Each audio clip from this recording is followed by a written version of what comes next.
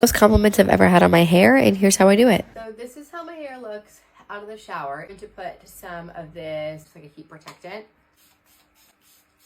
Okay, now I'm just going to brush to get any tangles out. Always start from the bottom, sectioning it. I have a ton of hair, so I want to make that clear. I do feel like I use a technique that I spent my entire life being like, no, you're not supposed to do that. You guys asked what I do, so I'm going to show you, but I will say I have a shit ton of hair.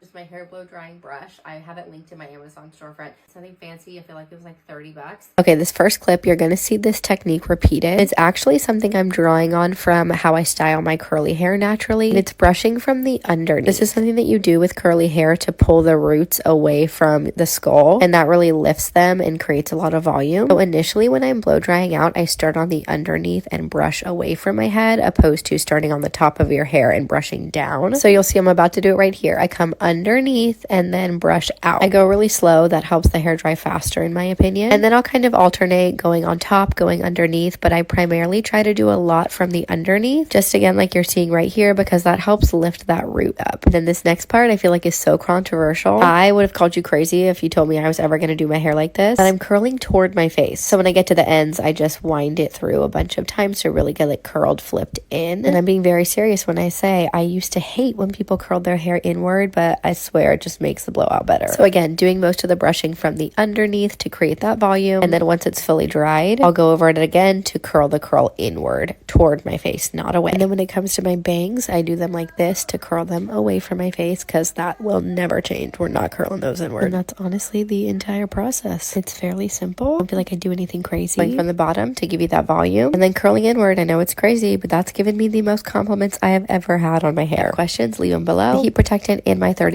tool will be linked in my Amazon storefront.